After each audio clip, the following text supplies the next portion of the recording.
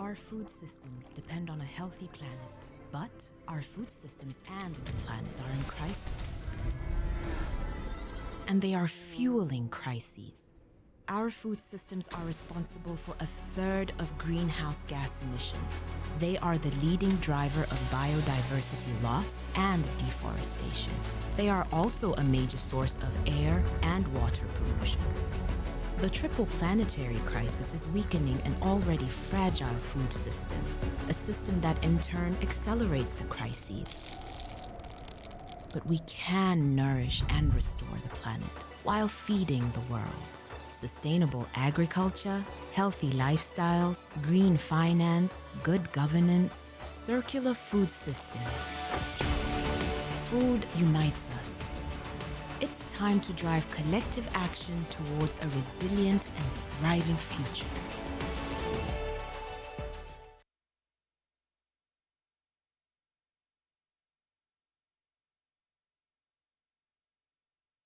Well, greetings everyone and welcome to the next Leadership Dialogue. It's a real pleasure to be able to initiate this dialogue on this session on food systems and planet.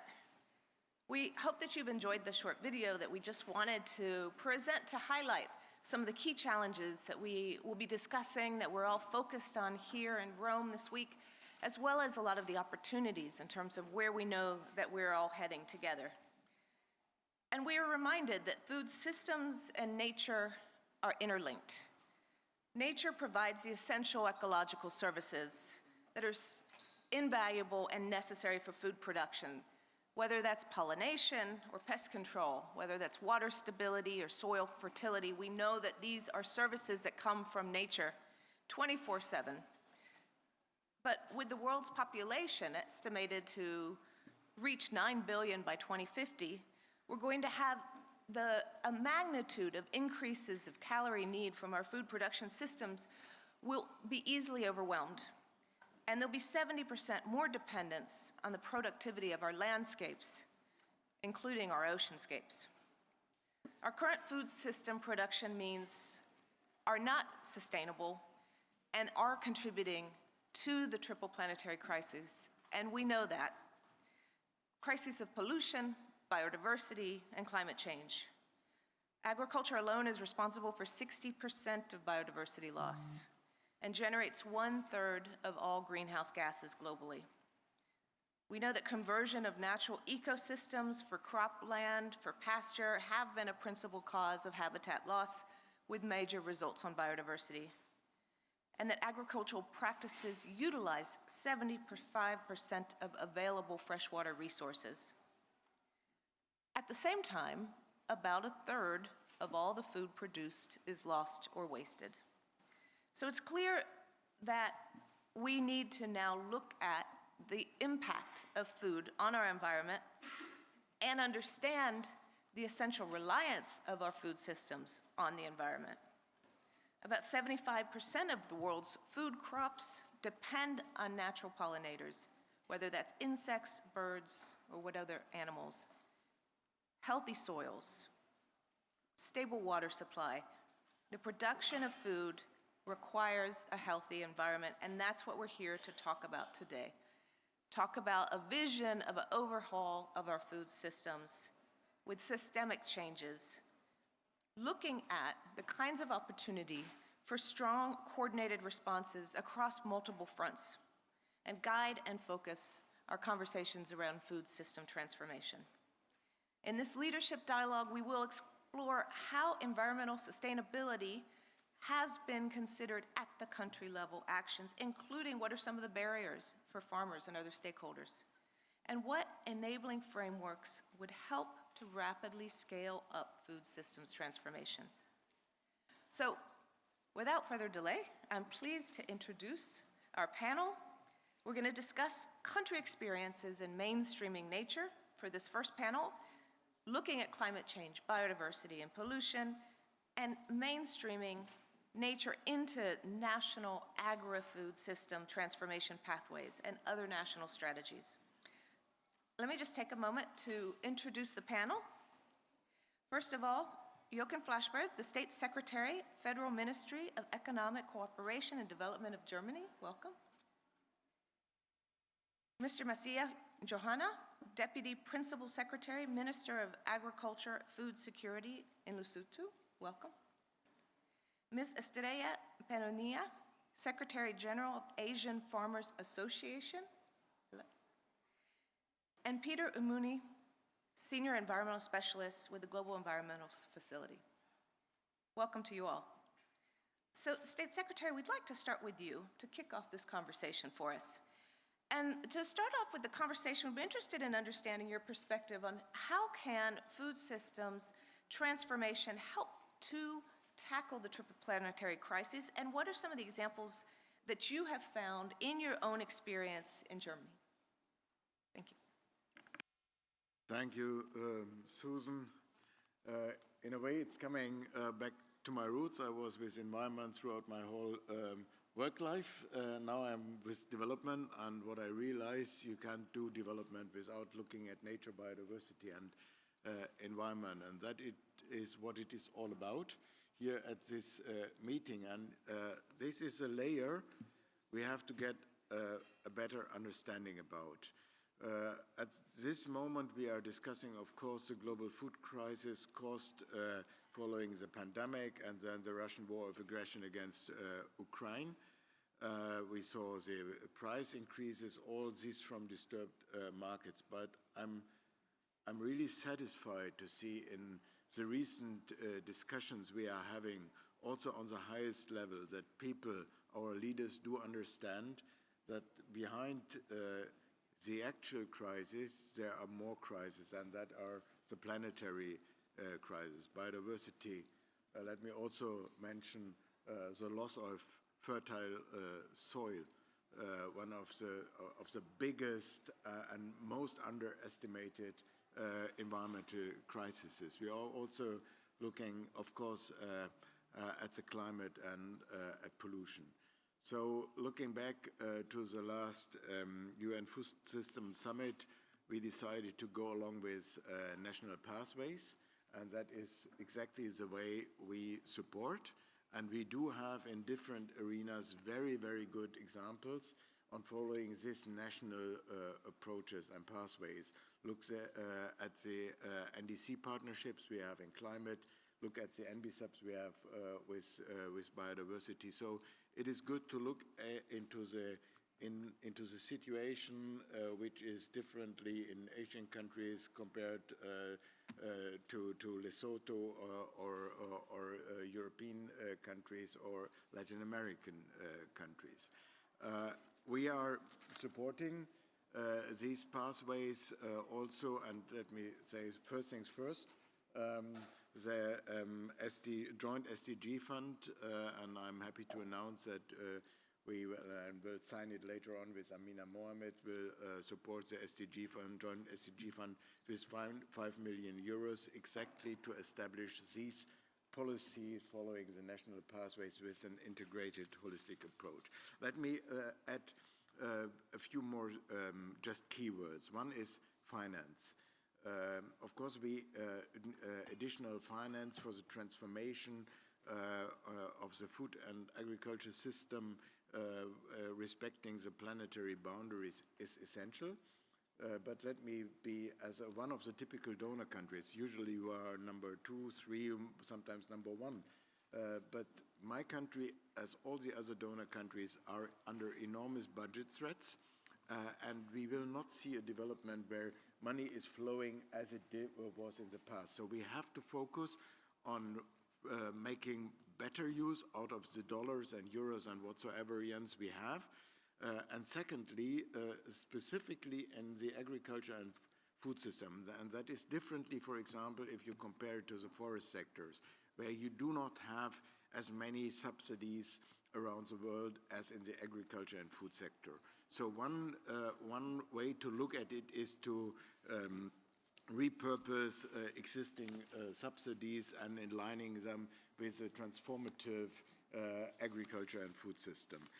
We have to integrate eco-services, you mentioned it, nature is providing services into the market systems. It's not done by itself. Markets Unregulated markets are ignoring nature as they are ignoring social issues. So we have to find the right incentives, and we are doing that at BMZ with our program Compense Action, where we compensate those farmers who respect ecosystem services in the way how they are doing agriculture by additional support. I also want to mention that we need to identify the agents of change, and some of you, hopefully most of you, might have heard that we are following feminist development policy. So making women in rural areas agent of change is another opportunity. Coming to the end in my short kickoff intervention is we also have to involve local and communities and indigenous people. That was one of the key outcomes, not only the 30 by 30 of Montreal, where we decided on the biodiversity framework, and apart from the fund that is now allocated to GEF, and I was privileged to facilitate on that, we need to look, if we want to have a bigger share of protected areas around the world, then there is no way without achieving this without local communities and indigenous people. And more than that is also, if we look at, which is also sometimes underestimated, at the restoration aspect, there is a huge potential for additional food production by restoring degraded landscapes. It will serve biodiversity, it will serve climate, it will serve soil and water, and it will create jobs, and it will also reduce the pressure on virgin natural areas. I stop here. Well, thank you very much, State Secretary. I'm particularly always happy to hear the national perspectives in terms of the ability to bring restoration into these agendas, and I appreciate your linking this to how we are working together for our NBSAPs, for our NDCs, how we're ensuring that they're all interlinked.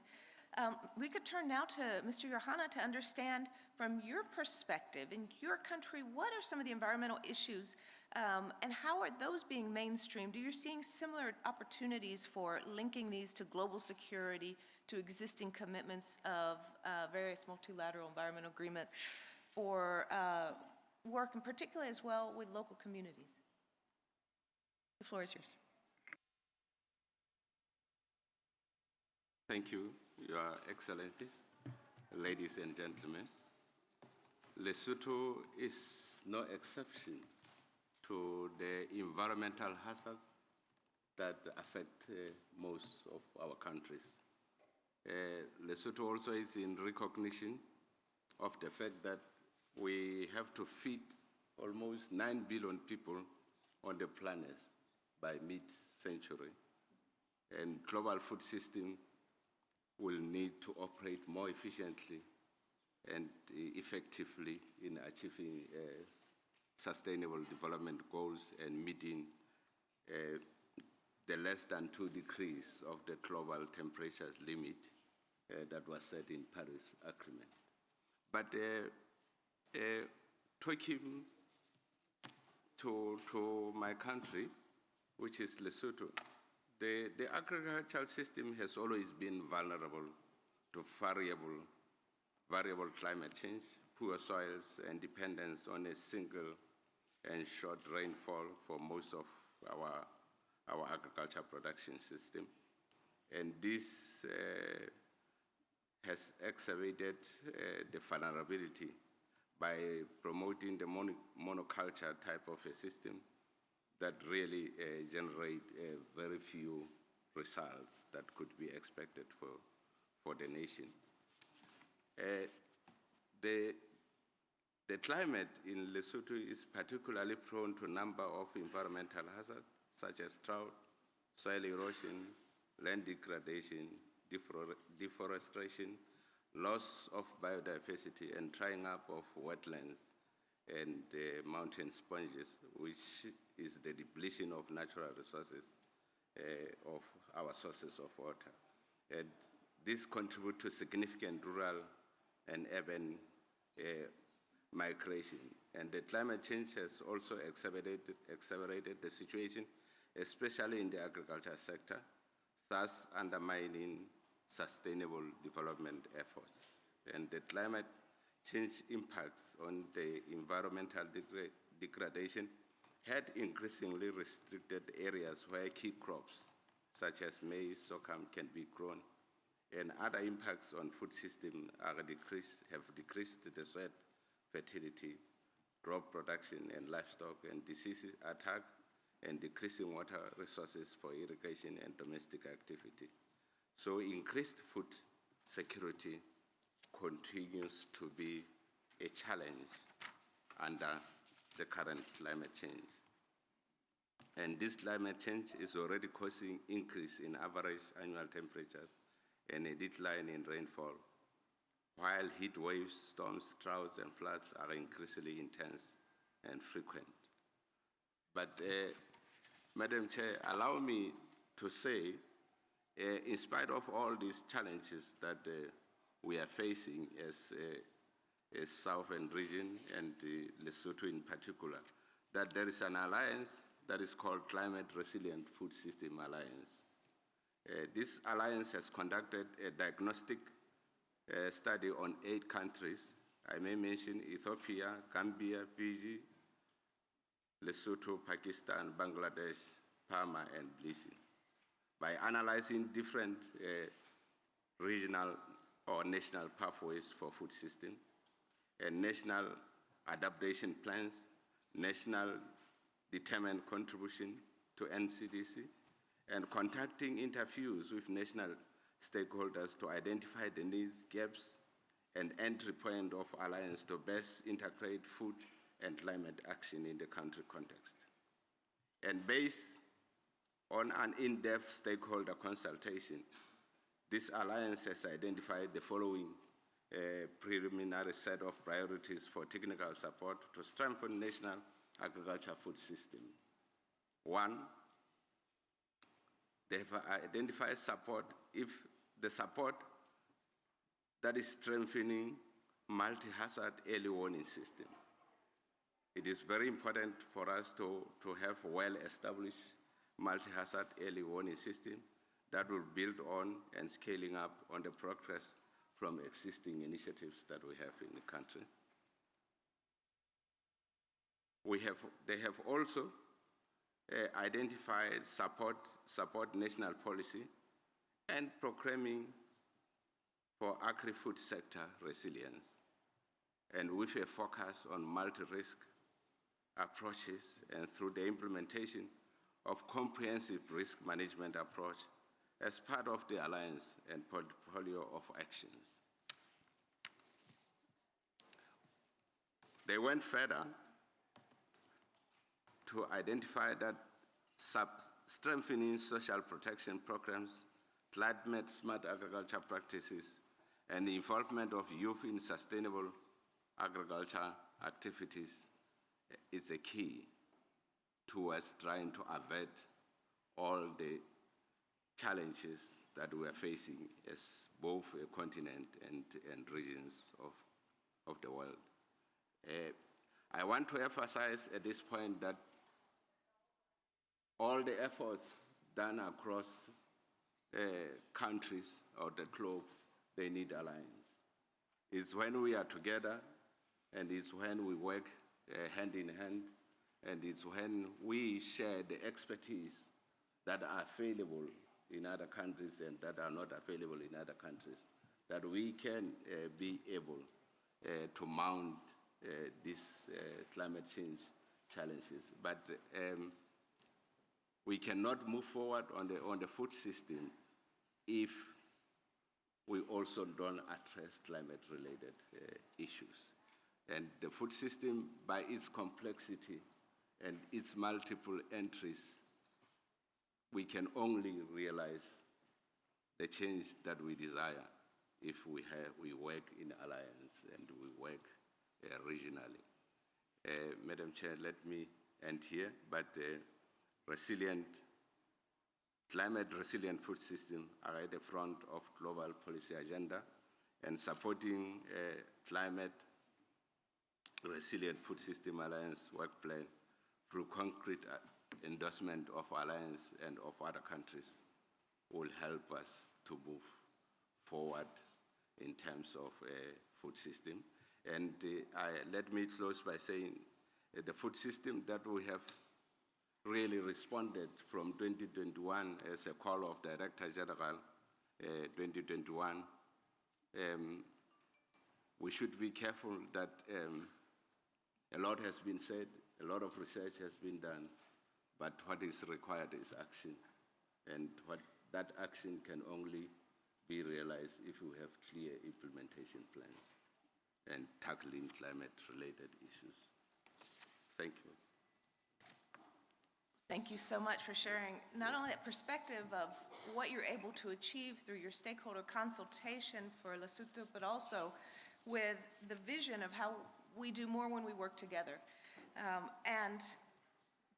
Would be very interested now to hear from Ms. Panunia in terms of that, how we work together, how we involve local farming organizations, rural development pathways, to be able to come together in mainstreaming environmental considerations in our food system pathways. You've heard from the speakers in terms of how important it is to bring together various agendas in terms of biodiversity and climate, in terms of security. What does this look like in terms of the opportunity for local farmers to engage from your perspective with the Asian Farmer Association? Okay, thank you for your question, Ms. Susan, and good morning to everyone. Small scale, our organization is an organization of small-scale family farmers engaged in crops, livestock, fisheries, forestry, herding, and pastoralism. And I think that we have been mainstreaming environmental concerns in the work that we do all along. Maybe to give you an example, we have a member, a town-level organization of small-scale fisher folks in Zamboanga, Sibugay, down south in the Philippines. This organization was able to do mangrove reforestation covering 500 hectares. In partnership with the local government, their members were deputized to conduct sea patrols to control illegal mangrove logging and illegal fishing. And the results were that the members reported improvement in fish catch 7 times before the mangrove reforestation and in 50% less of fishing hours. And the impact was, as members have said, the members are able to send their children to school. They can buy boat engines and simple household appliances and mobile phones. And now the town is regarded as the sea capital of the province and an ecotourism destination. And its very inspiring leader, Kadodoy Balyon, a small-scale fisherfolk, was awarded the Ramon Magsaysay Awards in 2021. It's the Nobel Peace Prize equivalent in Asia. This approach of integrated, diversified, environment-friendly practices are replicated in many projects and innovations that farmers' organizations at local and national levels are doing. A study by the International Institute for Environment and Development concluded that there are 30 practical, environment-friendly, wild climate-resilient options done by local and national forest and farm and fishers organizations. And these include 4 points. 1, providing sustainable livelihoods. 2nd, providing agroecological and environmental services. 3rd, enhancing social organization and solidarity. And 4th, facilitating access to technology, resource, and equipments. So with the kind of work that we do, how are we engaging in national pathways for transforming food system? And that is your question. Where in our observation, those farmers' organizations who have strong partnerships with local and national governments, we have relatively good engagement. In Vietnam, for example, the Vietnam Farmers Union shared with us that they have been consulted with the design of the national pathway, And as such, they are hopeful that their environment-friendly agroecological practices can be scaled up. Last September, we were in Hanoi for an international conference, and we were inspired by the cooperatives led by women who are partnering, for example, with IKEA Foundation for the acacia plywood, and in developing their village as an ecotourism with local varieties of food, rice terraces along the village, their bamboo trail, and their meeting house on top of a very big stone where you can get 360 degrees of the area, of the landscape. This good engagement, where FOs are consulted, are also shared by our members in Laos, India, and Philippines. But given that we have 16 countries and only 4 countries saying that they have engaged, so there is a need to fast track, so to speak. And to do this, we need a more meaningful engagement at national level, and we need 3F. One is facilitation. We need to connect with our national conveners for transformation of food systems, and we see the conveners for climate change, or UNFSS+2 and CBT and biodiversity, that they need to be together. So on our part, we are planning to conduct dialogues at the national and local level before COP28 with government focal persons and conveners for food systems, climate action, and biodiversity. Second F, favorable policies. We need a favorable policy environment that incentivizes production, processing, marketing, and distribution in environmental friendly ways. So this includes securing, first and foremost, securing our rights over natural resources, and then public procurement, and then some things like ecosystem restoration, like the mangrove reforestation that I mentioned earlier. And third F is finance accessibility. We need your continuing and long-standing support to empower the agency of farmers' organizations and cooperatives to make our voice heard in the food systems, in climate action, in biodiversity conversations. We need your support to empower us in making innovations and experiments in our field, enhancing our local knowledge. We learned that only 2% of climate financing is directly accessed by small-scale family farmers. Can we increase that significantly? And I am glad I'm sitting beside Peter from the GEF. Maybe we could continue this conversation on how we can be more involved in countries' projects that are supported by GEF. Because we need support and we need your support in our continuous journey for empowerment so that we can deploy our full potentials to provide healthy, nutritious, sufficient, and sustainable food for all while contributing to a healthier planet. Thank you.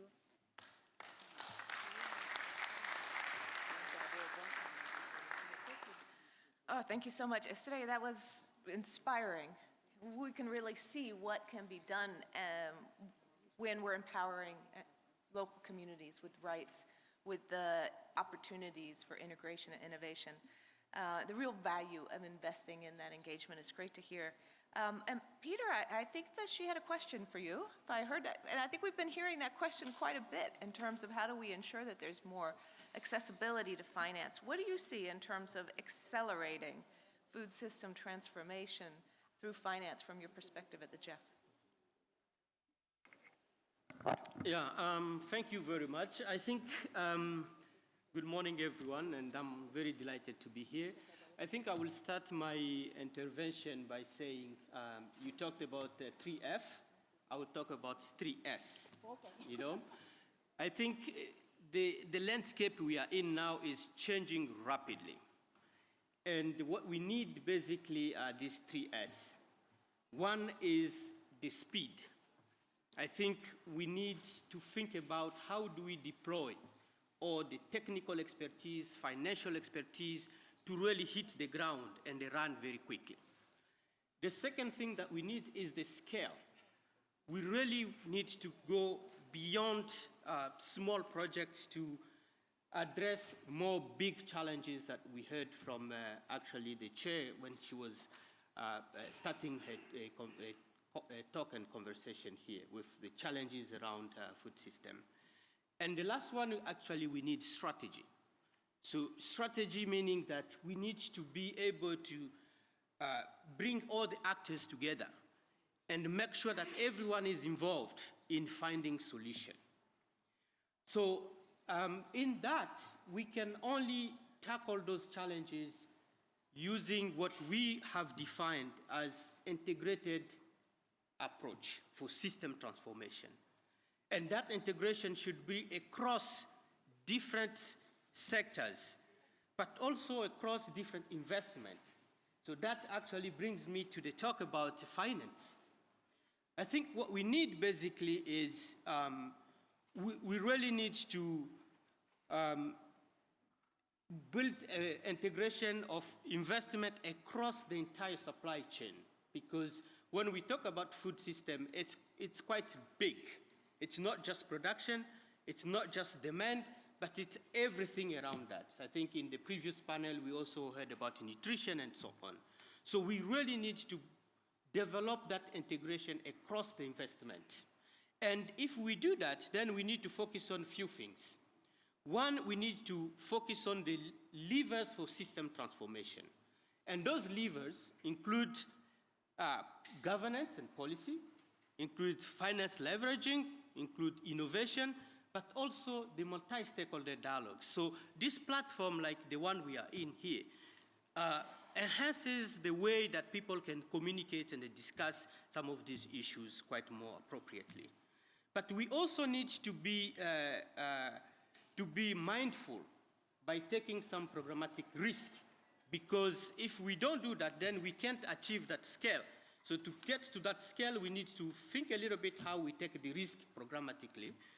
But finally, we also need a durability to design the resilience and make sure that we have institutions that sustain those impacts.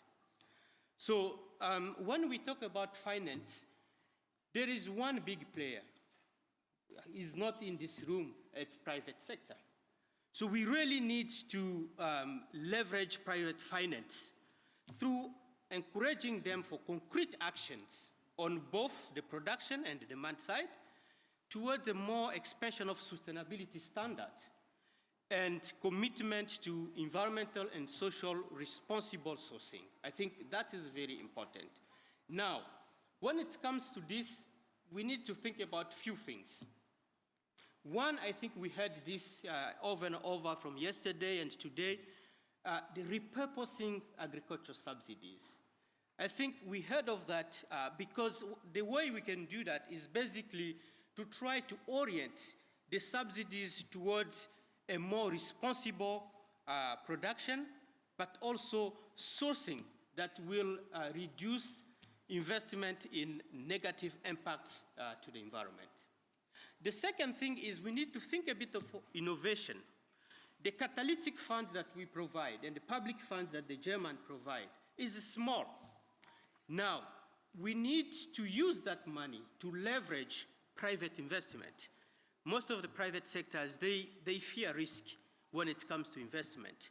So most of the funds that we can provide, the GEF can provide, and all the government can provide, should also be oriented towards de-risking some of these actions that will allow private sector to come in. So the blended finance approach is a very, very important one.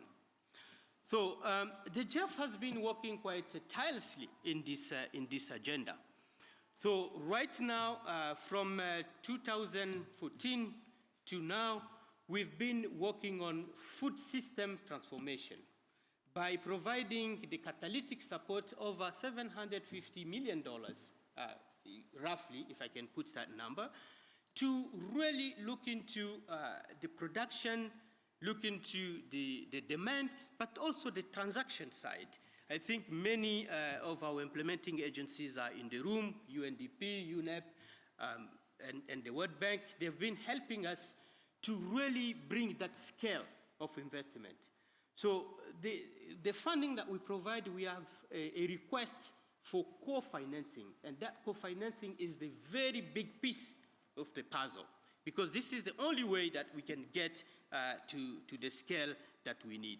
So throughout our investment and partnership with organizations, with private sector, we've been able to create that community of practice that generate a critical mass of evidence and policy influence, able to transform the global thinking and policies and actions. And we will have to do that and to do that more. Now that we have different streams coming up, we have the GBFF that we will be rolling out very closely, and all of this should be linked to really address the challenges of the planetary crisis. Thank you very much.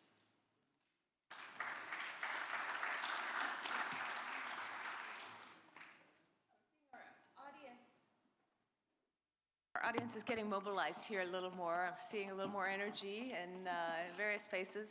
As it often happens when we start a little bit late, we end up having to reduce a bit the time for questions and answers. But we probably have just enough time for 1 or 2 questions. I know where there's interest to hear from the private sector, interest to hear from other perspectives.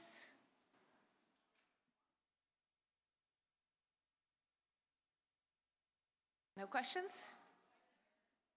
All right, well, we have a second panel that's coming up that is another opportunity. If somebody's seeing questions that I don't see.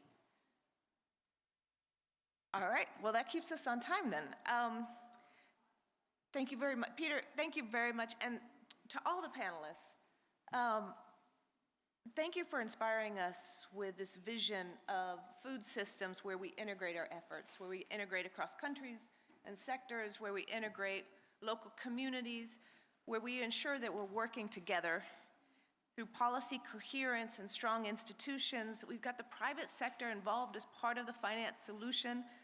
The Global Biodiversity Framework has articulated a specific goal for subsidies, very ambitious, and points the way in terms of the vision of member states on how we're going to have the vision, the work, and ensure the implementation.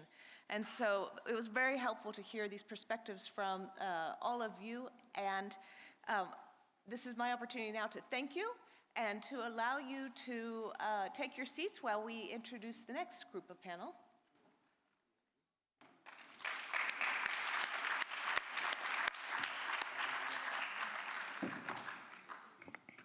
And while this panel is stepping down, I would like to just take a moment during this transition, to walk you through a journey of food. This is something we wanted to present in between these 2 panels that really talks about food as everyone's business and showing a snapshot of some of the challenges and opportunities along the food system value chain, looking at some inspiring case studies, entry points for various stakeholders, and particularly paying attention to the opportunity for women and youth. So while the next panel's coming up, I would like to indulge you by playing this video. Welcome to the Journey of Food, an illustration of our food ecosystem. Here, we travel down the value chain, starting with the farm and then ending with the fork, showing how different constituencies can play a part. Food is everyone's business. Today, we'll take you on a visual walkthrough to explore the first 2 stages of the food system's 8-stage journey, where you'll see some key global and regional facts, as well as engaging case studies from brilliant young innovators from around the world who are working to improve the environment, livelihoods, and nutrition, sparking a food systems transformation at every point in the value chain. Let's start at the beginning with agricultural inputs. This stage represents the critical ingredients of water, seeds, fertilizers, and pesticides that farmers use to grow crops. However, these inputs can have severe environmental impacts. For example, we know that nearly 80% of nitrogen used today is wasted at a cost of over $200 billion a year. Whether it's food security, biodiversity loss, or water quality, nutrient pollution impacts each and every one of them. A young innovator addressing this pressing challenge is Mariama Mamane from Côte d'Ivoire, who has developed Jackie Green, an innovative solution taking on the invasive water hyacinth problem choking the Niger River. Along with providing a sustainable source of organic fertilizer and compost for farmers, this remarkable project generates biogas, offering local communities a source of clean energy, with one food system innovation addressing multiple SDGs. Now we're on our way. Let's take a look at the issue of food production, where crops are grown and livestock are raised. Our current food system's unsustainable production methods are a major contributor to our Triple Planetary Crisis. Agriculture alone is responsible for over 60% of biodiversity loss and generates approximately 1/3 of greenhouse gas emissions globally. By building nature-friendly approaches like agroecology and smart farming technologies, we can make sure agriculture works within planetary boundaries, not beyond them. Meet Louise Mabulo, a young chef and farmer from the Philippines. After her local community was devastated by Typhoon Nok, Louise established the Cacao Project, which creates sustainable and resilient economic forests using nature-based solutions to increase the resilience of smallholder farmers while giving them much-needed higher incomes. Already, the Cacao Project has led to the training of more than 200 farmers in agroecological approaches, and more than 80,000 trees have been planted, contributing to poverty reduction, zero hunger, responsible production, and life on land. Sow the seeds of hard work, and you will reap the fruits of success. Let's move on to the harvesting phase, a critical time to ensuring food reaches its peak freshness and nutritional value, where an innovative solution to turn post-harvest biomass into activated charcoal is providing farmers with 40% more income. Halfway through, and now the journey of food has left the farm gate to reach the food processing stage. Here, we highlight a gender-sensitive innovation which uses solar drying to increase livelihoods while reducing food waste. Nearly there now. In distribution, we're bringing food from producers to consumers. Here, we spotlight a solar cold chain initiative that aims to reduce food miles, optimize supply chains, and creates fair opportunities for small-scale producers. From distribution and into the marketplace, where equitable, transparent, and traceable seafood value chains can help drive a sustainable blue economy.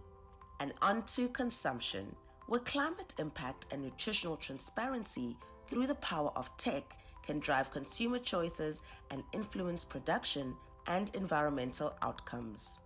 Lastly, onto the pressing challenge of food loss and waste, where we uncover an innovative, nutritious solution to indigenous fruit waste from the global cosmetics industry. As you can tell, there is lots more to see and much more to interact with. Through inclusive and collaborative efforts, we can ensure that the transition to sustainable food systems benefits both current and future generations, leaving no one behind. This is the journey of food. This is the journey towards achievement of all our sustainable development goals. So I saw a number of you taking photos. This QR code allows you to access this tool. This is something we produced together with the UN Task Force on Food Systems. And together with WHO, we have initiated this, and it's something that we want others to contribute, partner, and help grow this tool as an opportunity to show all the potential along the value chain for young people, women, and communities to have livelihoods as part of a green transformation. With that, it's my pleasure to welcome our FAO partner for this dialogue, Mr. Zahid, Director of the Office of Climate Change, Biodiversity, and Environment at FAO, to moderate the second panel. Thank you.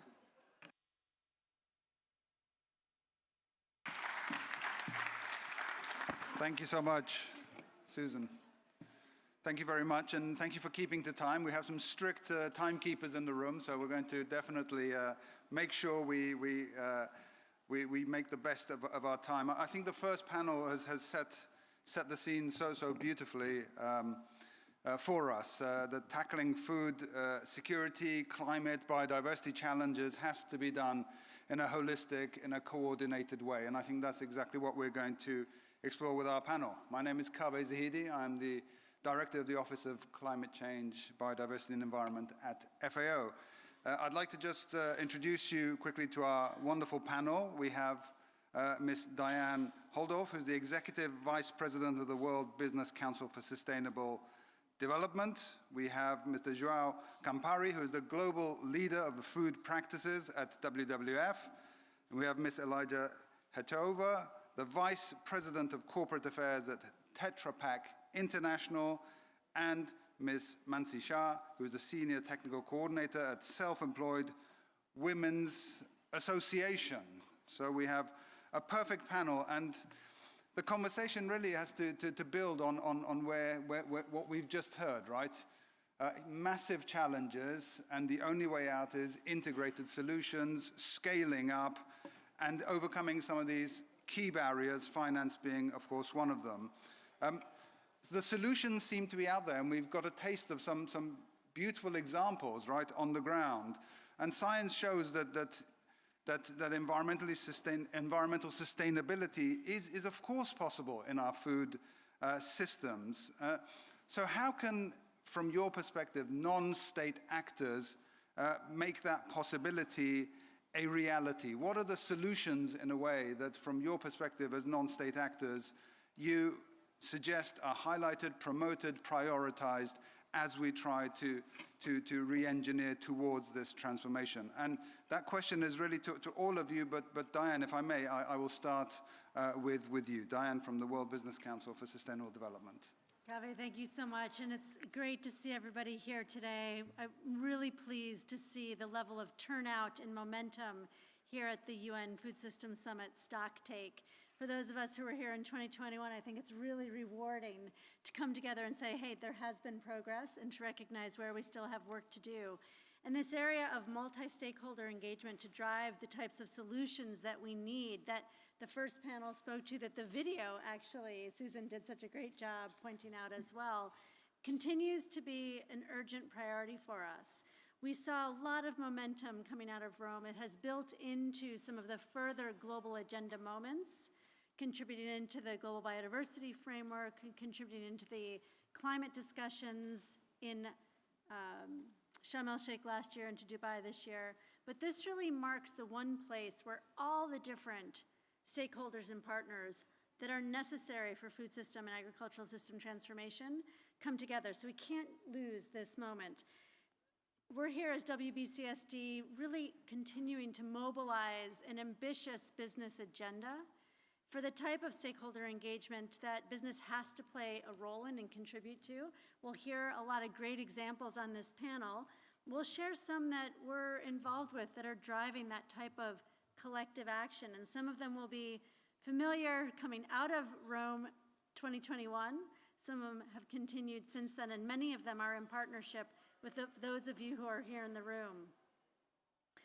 So it's perhaps not well understood that if business doesn't transform its own operations and supply chains, its own resilience and future is at stake. It has a very important reason to engage with stakeholders in this journey. And driving the ambition of that to pull together the types of small and medium enterprises that we'll hear from today to help be part of that inclusive transition are key. But the global businesses have such a tremendous value chain that we have to see how that work connects into the small family farms, for example. So we'll leave that. I know that that's coming.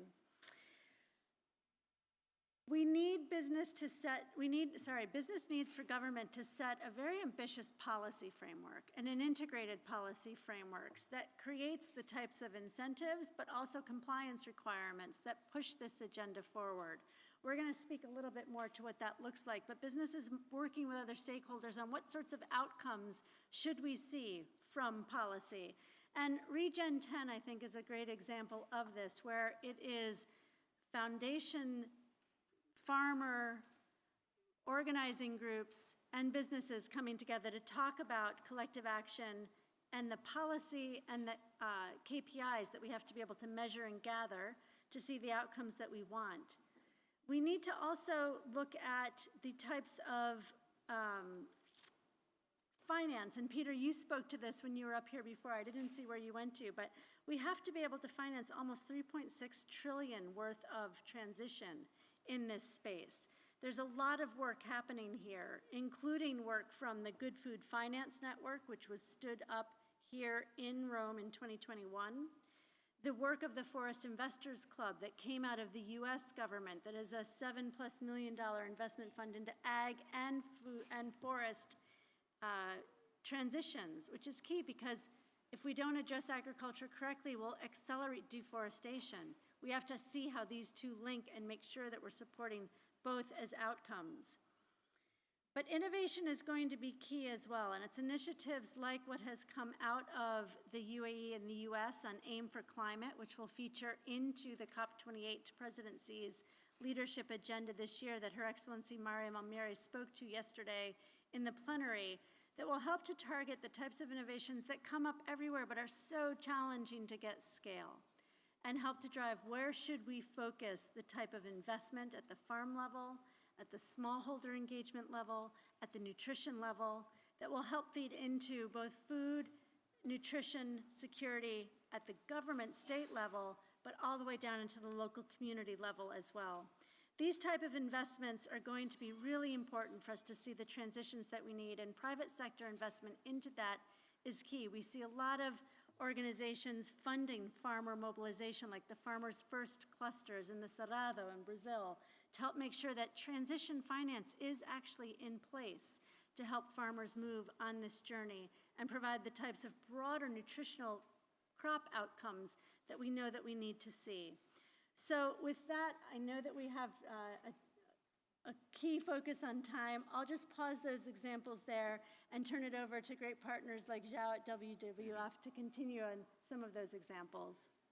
And thank you very much. And I'll try to loop back. Let's see how the time goes. But thank you for that. I mean, you know, there's a theme emerging, right? Everybody is going back to the same issues of the policy, the finance, the partnership. I mean, again and again. So we will loop back. And the examples you give us shows that we've untangled some of those. We've resolved some of those. They're not everlasting barriers.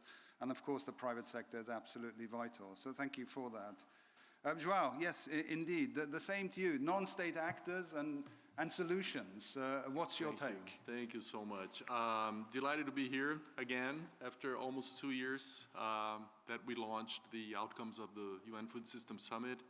It was a true privilege for WWF to lead one of the action tracks at the summit. We led action track 3 on boosting nature-positive production at scale, alongside other organizations, 5 other organizations that have led the other action tracks. So, you know, the space was open for collaborating across civil society organizations to deliver the outcomes to the Food Systems Summit. I was reflecting on these questions that, you know, we have all the science that shows that sustainability in food systems is achievable, right? But how can non-state actors support the food system transformation? And when I was reflecting at this, I said, well, let's begin to look into who are the non-state actors that have a seat at the table, right? There are big environmental NGOs, there are, you know, big civil society organizations, but there are also those that are there on the ground doing the work. What happens to the participation of indigenous peoples, for example? You know, how are we going to bring them to the table? Because they are decision makers as well. How about the youth? They are decision makers as well. Some of them are not organized movements. How can we listen to the civic voice of those who need to be heard and are generally not heard? It's not easy. So I would think that the first way for non-state actors to support the transition in the food systems is for state actors to create the enabling conditions for their participation. You know, we need to bring the civic voice onto the decision-making because it's generally the fact that civil society organizations defend the public goods, right? And we are destroying natural capital. We showed in this video, you know, it was really nicely made, but the food system is responsible for 80% of the biodiversity loss, about 30% of the climate change. And organizations like WWF, we aspire to have a world in which nature and people can thrive. And we need to bring everyone's voice on board. So the first one is that we need every voice counts.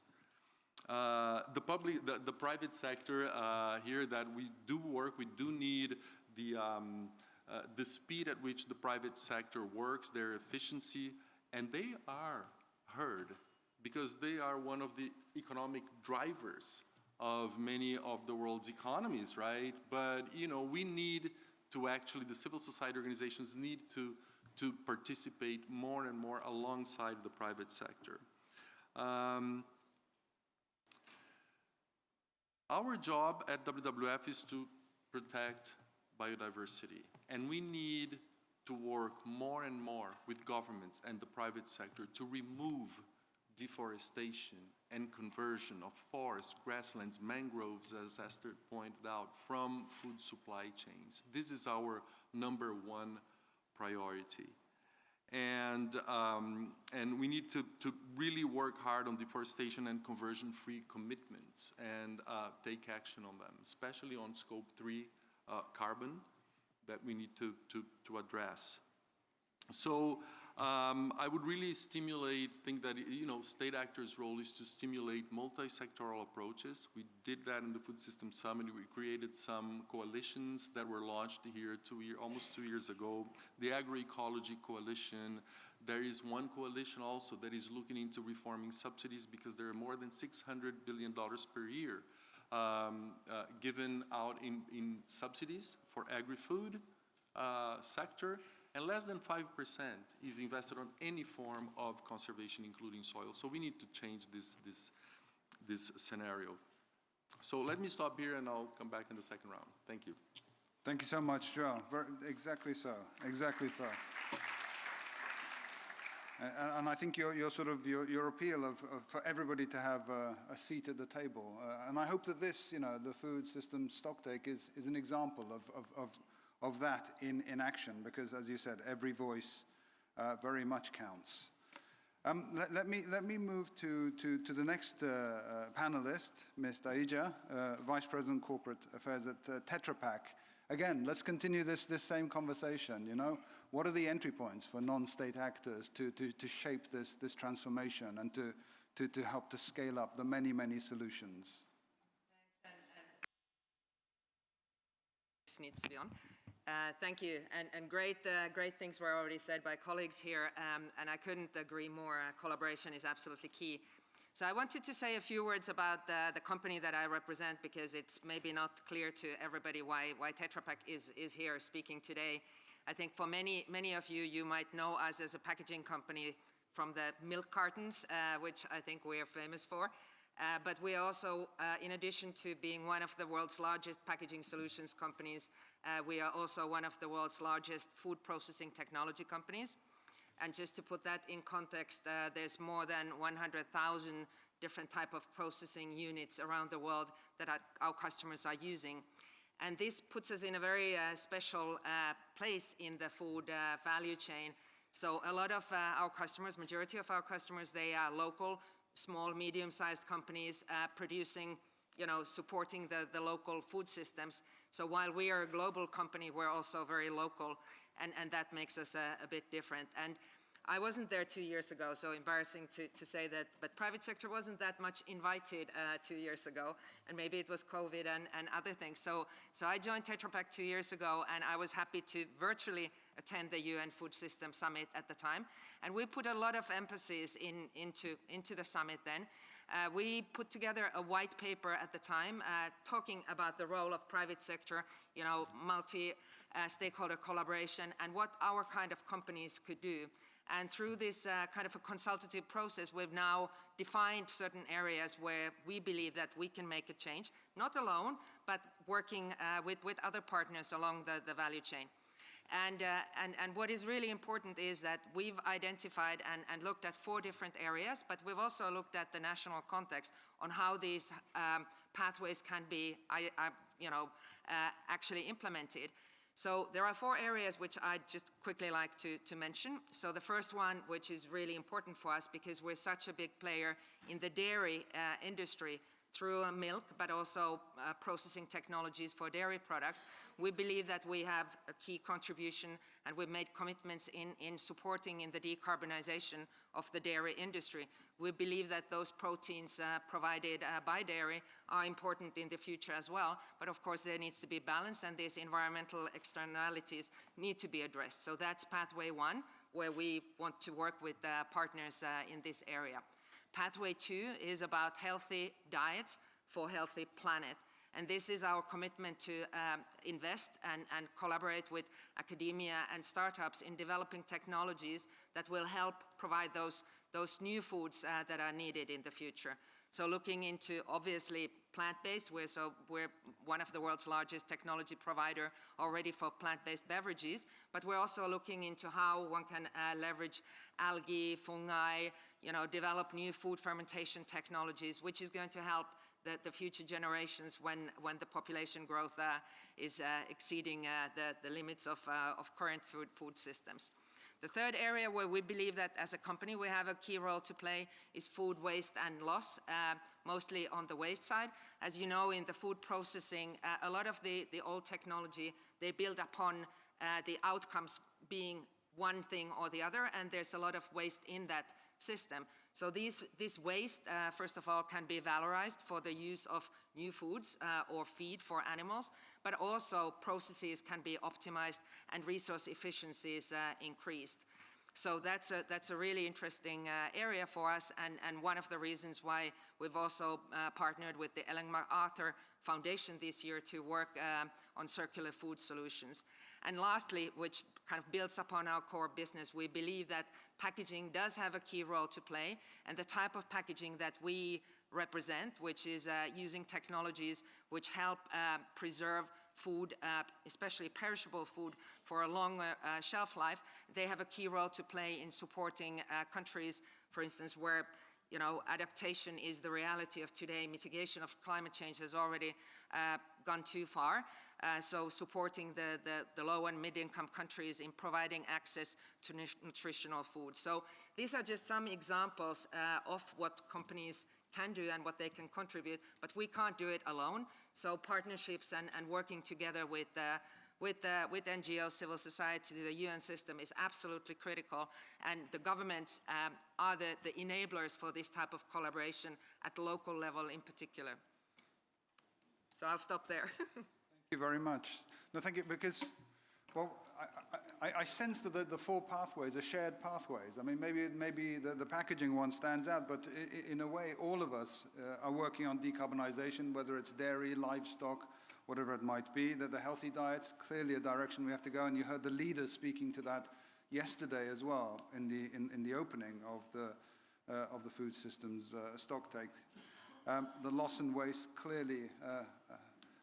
I would say low-hanging fruit, but seeing as we haven't plucked it yet, maybe it's not so low-hanging, and the way we manage. The devil is going to be in the detail. Exactly.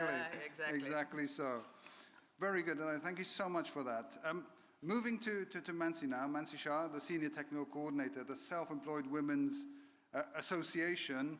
Again, the same question, but of course you see it from a different perspective, and we heard from the last panel that when it comes to the community, to the small-scale farmer, they don't have so many choices in terms of saying this is biodiversity, that's climate, this is adaptation, that's resilience, this is food security. It all sort of bundles into one out of necessity. So over to you.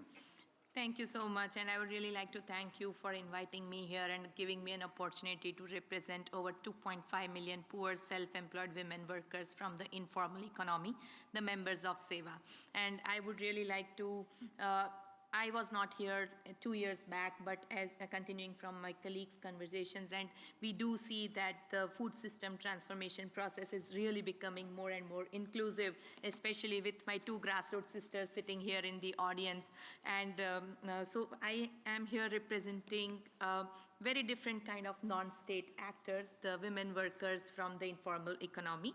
And yes, we do see that science is, as you said, have shown that there is environmental sustainability and food systems go hand in hand. But when it comes to informal sector workers, women workers, we are seeing that the science and technology, it's generally the research in the science and technology is always focused towards the formal sector and or the private sector or the large farmers and large producers. Also, in the generally what we have seen is the countries of the global south, you know, they are being treated as dumping grounds for the outdated and inefficient technologies that are being developed in the global north. But when it comes to a worker's perspective, especially for informal sector workers' perspective, we see that technology and science can be classified into two different categories. The labor augmenting technologies, such as, you know, accurate weather forecasting, biogas for cooking, as we just saw in the video, sensor-based precision irrigation technologies, and many more. And then there are labor displacing technologies like robotics, automation, etc. So while the first one is hugely welcome, the second one would need coping mechanisms. What I'm trying to say is that technology per se, science per se is not bad. In fact, what kind of technologies advance is largely dependent on the political scenario of the country. And therefore, for an inclusive and equitable food systems transformation, there is a need for a four-step integrated approach. The first one is there is a need for close partnership between workers' organizations and governments to influence the pace and direction of technological change based on what is desirable for the betterment of the workforce. Secondly, there is a need to involve the poor informal sector women workers in the design and implementation of the policies in context of technology. Third, there is a need for the scientific community to partner with the workers' organization to understand the issues and challenges of the workforce and incorporate it into the design and implementation of the technologies. And fourth, there is a need for government as well as the private sector to partner with workers' organizations again to create awareness about these new technologies, because most of the poor women workers, informal sector workers, the workers in the rural areas are hardly aware of these new technologies which could enhance the productivity, reduce the input expenses in the production cycle. Similarly, they also need to there is also need for creating awareness about the impact and the benefits of the technology as well as the drawbacks, and also involve the grassroots workers into the implementation, such as installation, service, maintenance, repairs of these technology on the ground. So adopting this kind of a four-stage approach will not only lead to tangible outcomes like, you know, better uptake of technology by the informal workers and strengthening the livelihoods and better productivity, but it would also generate new dignified, decent livelihood opportunities for the rural youth, you know, and this is what at SEWA we call just transition. So I'll stop here and wait next. Thank you very much. You know, in some of the other sectoral transitions, this idea is now very much embedded, but maybe not in ours yet. We need a just agri-food system transformation or transition, and I think that's, you've mentioned very much the pillars of such a just transition. So thank you for bringing that into our conversation. I think we're more or less on time. We might do a rapid-fire second round, although I think you've answered so many of the pieces. But let me come back to you in this second round for just a very quick dip as to, you know, the question was, in your opinion, how can innovation, technology, policy, finance, and partnership accelerate this transition or this just transition? Many of you have already picked out those elements, but if you want us to take one thing away from this session, from your views of the role of non-state actors in triggering that policy transformation, or triggering that elevation of the finance, or triggering the partnerships that are needed, what would it be? Should I start in reverse order, or are you ready to go, Diane? Okay, over to you, Diane. This is always a tough question, I will say, because of the complexities of the food system, because we are driving the climate and nature outcomes that the ag system contributes to and depends on, as well as, of course, the farmer and community-based outcomes that we need for the social equity and infrastructure. But I think from a policy standpoint, having a mechanism for incentives that drive outcomes that support farmer livelihoods and incomes, and that support the local food chains, connecting them in with the global chains is critically important. And Zhao referenced this briefly, but I think it's worth repeating. The level of money through the subsidy flows and trade flows is not to be underestimated as an opportunity for really redistributing, not removing, but redistributing based on where those opportunities can be best in a place-based setting. And that is where business can come in and then come behind that to drive the accelerator that can provide. Perfect, exactly so. And it was mentioned by the State Secretary as well as one of the top issues that needs to be addressed and has been in where they're supporting. Joao, please. Yeah, thank you. Indeed, when we talk about innovation, it's very tricky because innovation to me is anything that is new and useful, right? And generally when we talk about innovation, we tend to focus or drive our attention towards technology. You know, what are the technologies that from the area that WWF cares most that can protect biodiversity and address climate change? But the fact is that the food system, as we know it, produces 12 plants and 5 animals that accounts for 75% of the global calories. This is a very boring food system. Of all the plants and animals that are out there, we are focusing on 12 plus 5 and supply chain architecture and everything that goes for it. The nutrition that we're providing, that the planet provides to people, I mean, it's organized around this 12 plus 5. So I think the first innovation we need is how to disrupt these 12 plants and 5 animals and embrace more and more foods so that we will diminish the pressures that monocrops are putting into ecosystems. So this is the first innovation that we should care about. In terms of policy, we have 3 Rio conventions that generally don't talk to each other or are aligned in their agendas. There is the climate, the UNFSS+2, UNCCD on land and desertification, and the CBD on biodiversity. Food systems in the past years have been present in all of them, but we need them to align now their respective agendas and come up with one agenda that puts food systems at the front and center. This is another innovation on something that the UN can help us achieve. And the third innovation in our perception is that when we talk about food systems, we cannot talk about nutrition separate from food loss and waste, separate from production. The food system is comprised of the 3 parts: production, consumption, and food loss and waste, and all of them are aligned. So these are easy innovations, and it's innovation on our own perception of things and innovations that are easy for spaces like the UN to take on board. Thank you. Perfect. Thank you very much indeed. I like the definition of innovation. That's exactly right. Just doing things better and getting more. It's not always a technology-driven kind of issue. Let's carry on. So innovation, Alaya, over to you.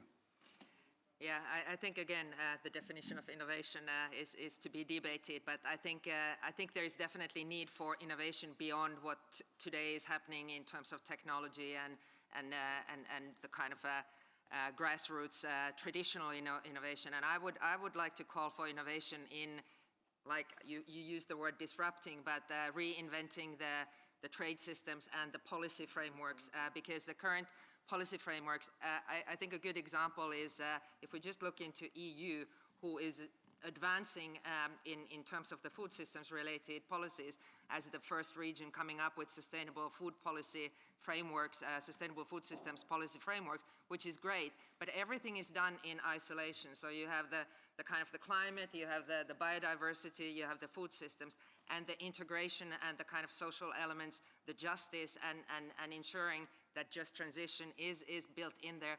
It's in the minds, but it's not in practice. And I think this is what we really need to think. And maybe it is about co-creation of policy as opposed to just doing things in silo in the future. And of course, all these, whether it's the national food system pathways or NDCs, etc., they shouldn't be done in isolation. I mean, it should all be integrated. So I commit from the industry side in innovating on those things that we're best at, but also bringing those resources maybe to innovate on the right policies to move the agenda forward.